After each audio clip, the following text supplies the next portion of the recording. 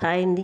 Welcome to my channel. ఈరోజు తమ్నైలో చూశారు కదండి, మా రాజుల పద్ధతిలో సొరపిట్టు ఎలా తయారు చేసుకోవాలో చూపిస్తాను.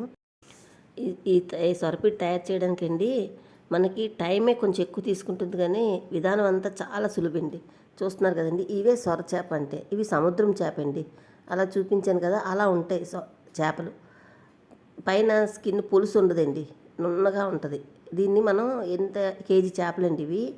అవి వాటర్లో పోసుకొని మనం బాయిల్ చేసుకుందాం. అవి బాయిల్ అయ్యేలోగా మీడియం సైజువి 2 ఉల్లిపాయలు, అలాగే మసాలాకి 1 స్పూన్ ధనియాలు, అర స్పూను జీలకర్ర, ఒక 10-15 యాలకులండి, అలాగే లవంగాలు కూడా ఒక 15 ఉంటాయండి. జాపత్రి 2 అండి, అలాగే స్టార్ అనాసాలు చిన్నవి 2 అండి, మరాఠీ మొగలు చిన్న చిన్నవి 4 ఉంటాయి. జాజికాయ ముక్క సగం అండి, అలాగే దాక్షిణ చెక్క 2 ఇంచీలు ముక్కలు, అలాగే ఒక 10-12 మిరియాలు. ఇది స్టోన్ ఫ్లవర్ అంటారు కదండి, ఇది ఆప్షనల్, ఉంటే వేసుకోవచ్చు లేకపోయినా లేదు. అలాగే 1 స్పూన్ సోపు, 1 స్పూన్ గసగసాలు. మొత్తం ఈ మసాలాలన్నింటినీ కూడా డ్రైవేనండి, ఇవి ఏవి వేయించిన కట్ట కాదు, పొడి మసాలాలే. వీటన్నిటిని కూడా మిక్సీలోని పౌడర్ లాగా చేసుకోవాలండి. ఇప్పుడు పౌడర్గా చేసుకొని అది పక్కన పెట్టుకుందాం ప్లేట్లోకి తీసి. అదే మిక్సీ గిన్నెలోని మీడియం సైజు 2 ఉల్లిపాయలు కట్ చేసుకున్నాం కదా, అవి కూడా పేస్ట్ చేసుకుందాం, చేసి పక్కన ఉంచుకుందాం. ఈలోగా మనకి చేప ముక్కలు ఉడికిపోయి దీన్ని ఒకసారి టర్న్ చేసుకుందామండి. 2 వైపులు ఇంకొకసారి ఉడికితే, 1 నిమిషం ఉడికితే, మహా ఇది ఉడకడానికి ఒక 3 నిమిషాల కన్నా పట్టదండి. ఉడికించిన తర్వాత ఈ ముక్కలన్నింటినీ తీసేద్దాం. తీసి చల్లారిపోయిన తర్వాత అలా పైనుండే ఆ స్కిన్ తీసేసుకోవాలి. అది ఎలా ఉంటుందంటే, సేమ్ మనం కాల్చిన వంకాయలు పచ్చడి చేసుకుంటాం చూడండి, ఆ స్కిన్ ఎలా అయితే తీస్తామో దీనికి కూడా పైనుండే తోలు అలా తీసేసుకోవాలండి. ఆ స్కిన్ని ఒకసారి వేళ్ళని వాటర్లో డిప్ చేసుకొని తీసుకుంటే ఇంకా చేతికి అంటుకోదు, లేకపోతే కొంచెం అంటుకుంటున్నట్టుగా ఉంటుంది. అలాగా మొత్తం ముక్కలన్నింటినీ కూడా శుభ్రం చేసుకోవాలి. అంటే దీనికి పులుసు ఉంటే మనం పులుసు లేదు కదండి, అందుకు తొక్క తీసేయాలి, పైనుండే ఆ స్కిన్ తీసేసుకోవాలి. ఇప్పుడు తీసేసుకున్న తర్వాత ఇవన్నీ ముక్కలన్నింటినీ కూడా విప్పేసుకోవాలండి. అంతా ముద్దగా పిడిపిలాగా చేసేసుకోవాలి.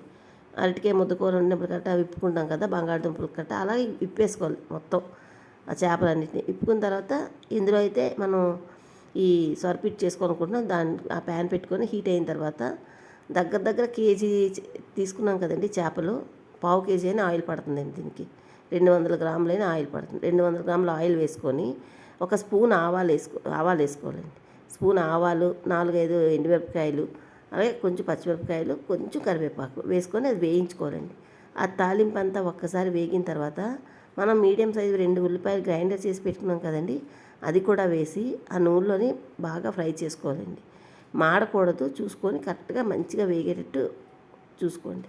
అదే ఇప్పుడు ఆ ఉల్లి వేగుతూ ఉంటుంది కదా, ఆ ఉల్లి వేగుతున్నప్పుడు మన దగ్గర రెడీగా ఉంటే అల్లం వెల్లుల్లి పేస్టు ఒక పెద్ద స్పూన్ నిండా వేసుకోవాలండి.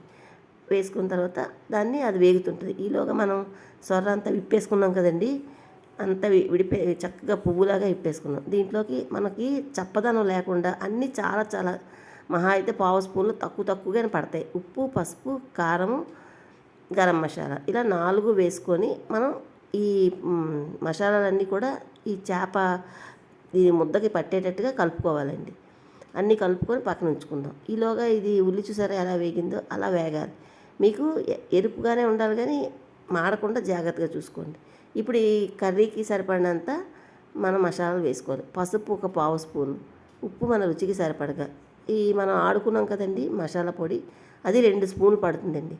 అలాగే కారం 1 స్పూను సరిపోద్దండి. చూసుకొని మనం కావాలంటే అడ్జస్ట్ చేసుకోవచ్చు.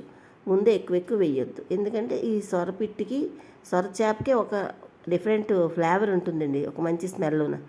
అది మిస్ అయిపోద్ది, ఎక్కువ మసాలాలు కానీ ఎక్కువ స్పైసెస్ కానీ యాడ్ చేస్తే అది మిస్ అయిపోద్ది.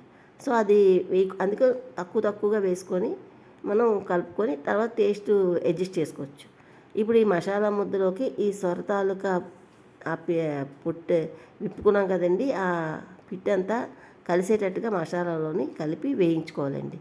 ఇది మంటని తక్కువలో పెట్టుకొని మధ్యలో కలుపుకుంటూ వేయించుకోవాలండి.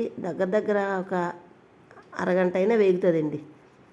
అలా వేగుతుంది చక్కగా, చాలా బాగుంటుందండి. దీనికి ఏ ముళ్ళులు ఉండవు, చిన్నపిల్లలు సైతం ఈజీగా తినొచ్చండి. అదే కాకుండా మరి ఇది తెల్లగా ఉంది కదా, దీన్ని పాలసొర్ర అంటారు. ఈ పాలసొరని బాలింతలకు కూడా పెడతారని పెద్దవాళ్ళు చెప్పేవారు. మరి అది మరి అది కరెక్టా కాదా అన్నది నాకు తెలియదు. పాలసోర పెడితే బాలింతలకి పిల్లలకి తాగడానికి తల్లిపాలు బాగా వృద్ధి వస్తాయి అని ఒక చిన్నప్పుడు మాకు చెప్పేవారండి. సో ఇలాగంతా ఎర్రగా వేగాలండి. అలా తెల్లగా ఉంది ఎర్రగా వేగి కొంచెం కొత్తిమీర వేసుకొని ఇంకొకసారి ఇంకొకసారి బాగా కలుపుకున్న తర్వాత మనం స్టవ్ ఆఫ్ చేసుకుంటే సరిపోద్దండి. చూసారు కదా, మీకు అప్పుడు స్టార్టింగ్ ఏ కలర్ వచ్చింది, ఇప్పుడు ఏ కలర్ వచ్చిందో తెలుస్తుంది కదా. అదే ఈ కలర్లోకి వచ్చిందాక వేయించుకోవాలి. ఇది ఒక్క స్పూను ఆయిల్ ఎక్కువ వేసాం కనుక ఒక్క స్పూన్ వేసుకొని మనం అన్నం అంతటికి సరిపోద్దండి. ఇలా వేడి అన్నంలో ఈ సొరపిట్టు వేసుకొని తింటే చాలా బాగుంటుందండి. దానికి మాత్రం ఒక్క చుక్క నిమ్మరసం వేసుకుంటే ఇంకా బాగుంటుంది. చిన్న నిమ్మరసం ఒక 2-3 బొట్లు నిమ్మరసం వేసుకొని తింటే చాలా బాగుంటుందండి. నేనైతే ఇలా తయారు చేస్తాను. నేనే కాదు, మా క్షత్రియాస్ అందరూ కూడా ఇలాగే తయారు చేస్తాం. ఇలా కాకుండా మీరు ఇంకే పద్ధతిలో తయారు చేస్తారో మీకు తెలిస్తే కామెంట్ చేయండి. నా వీడియో మీకు నచ్చితే ఒక్క లైక్ చేయండి. మరిన్ని మంచి వీడియో కోసం సబ్స్క్రైబ్ చేసుకోండి. Thank you for watching. Bye అండి.